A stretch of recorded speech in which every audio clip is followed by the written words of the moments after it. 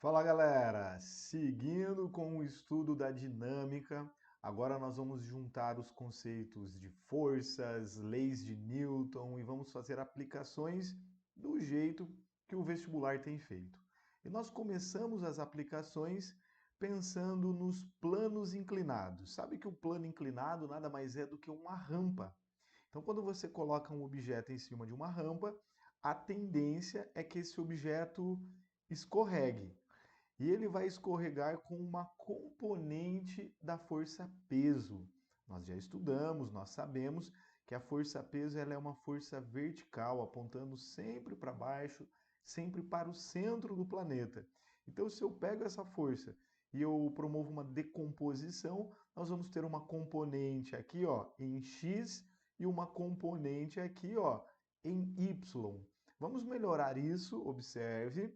Aqui nós temos a componente em x, chamada de peso tangencial, e aqui nós temos a componente em y, chamado de peso normal, porque numericamente essa componente é igual à força normal. Repito, colocou um objeto em um plano inclinado, ele tende a escorregar. Ah, ele escorrega pelo peso. Não, ele escorrega por uma componente da força peso, chamado peso tangencial. E você pode encontrar o peso tangencial fazendo peso vezes o seno do ângulo de inclinação do plano inclinado. E o peso normal, ou a força normal, é o peso vezes o cosseno do ângulo. Muita atenção com os planos inclinados. A outra aplicação vem com os elevadores. Lembra que o elevador é o único meio de transporte que não faz curva, sempre na mesma direção.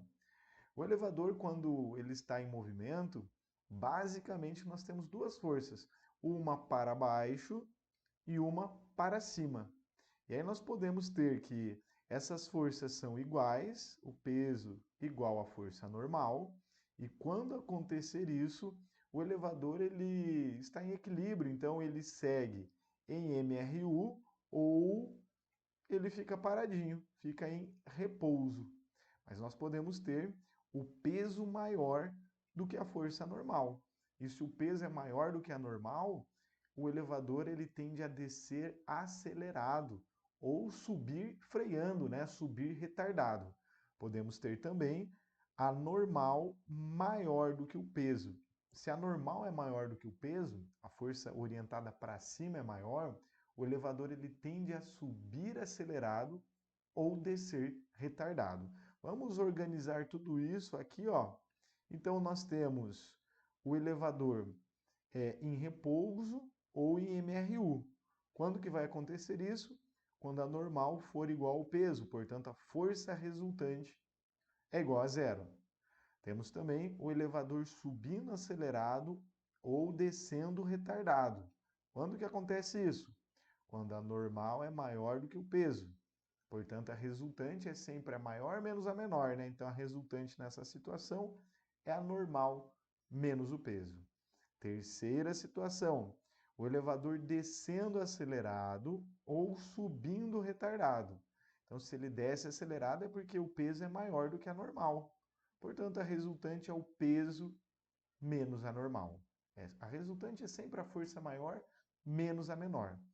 E a quarta e última situação é o elevador em queda livre, supondo que o cabo do elevador tenha se rompido, ele está em queda livre. E ao estar em queda livre, a normal é zero. A força resultante é igual à força peso. Sabe como a prova pode abordar isso? Ela pode criar uma situação bem específica, dizendo que no interior de um elevador foi colocada uma balança. E aí o indivíduo sobe na balança e uma dessas situações acontece. E aí, o que a balança vai indicar? O que a balança indica, nós vamos chamar de peso aparente. Então, na situação 1, o peso aparente, elevador em repouso ou em MRU, o elevador em repouso em MRU, o peso aparente é igual ao peso real. Então, se eu tenho uma massa de 85 kg e eu estou no interior do elevador, nessa situação, situação 1, a balança vai indicar 85 quilogramas. E agora, se for na situação 2, o elevador subindo acelerado. Se ele sobe acelerado é porque a normal é maior. Então, nós temos que o peso aparente é maior do que o peso real. Uma regra simples. A balança indica a força normal. Então, é que o peso aparente é maior do que o peso real. Voltando ao meu exemplo, peso real, massa real de 85 quilogramas.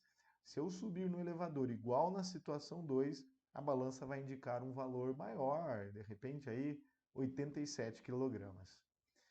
Situação 3, elevador descendo acelerado. Se o elevador desce acelerado, agora o peso é maior. Então, olha, o peso aparente é menor do que o peso real. Então, se eu subir na balança nessa situação, igual à situação 3, a balança vai indicar ali, de repente, 82 quilogramas, uma indicação inferior ao real. E na quarta e última situação, o elevador, a balança, ela não vai indicar. Então, nós temos aqui um peso aparentemente zero, aparentemente nulo. Nessa situação onde o peso é nulo, muito cuidado. Aqui, ó, é porque a força normal é igual a zero. Muitas provas dizem o seguinte: em queda livre o peso é nulo. Não, nós temos a impressão, uma sensação, né, um peso aparente igual a zero, mas o peso existe. O que é zero na queda livre é a força normal. Inclusive, essa situação ocorre em naves espaciais e isso é chamado de imponderabilidade, que é quando o indivíduo tem sensação de peso nulo, mas na verdade é a normal em que é zero. Continuando com a última aplicação, que vem com as polias ou roldanas. A polia é uma rodinha por onde a corda passa, e quando a corda passa, a rodinha acaba girando. E essa polia, essas roldanas, do jeito que elas estiverem dispostas, elas podem alterar o valor da força ou podem alterar a orientação da força. Grava que polias fixas não modificam o módulo da força. Força sempre igual. Agora, a polia fixa, ela altera a direção e ou o sentido da força. Altera a direção e o sentido ou o sentido da força. Aqui onde eu estou destacando, nós temos uma polia fixa. Ela está fixa, presa ali no teto. Já as polias móveis, elas são chamadas de polias móveis, porque elas podem subir e descer. E eu destaco aqui, ó, a polia móvel. Essa é a polia móvel. Essa outra aqui, ó, que eu estou destacando em preto, é uma polia fixa, ela está presa aqui no teto. Essa polia que eu destaquei em vermelho, conforme os blocos estão se movimentando, ela pode subir ou ela pode descer. Atenção! Cada polia móvel divide a força por 2. Cada polia móvel divide a força por 2.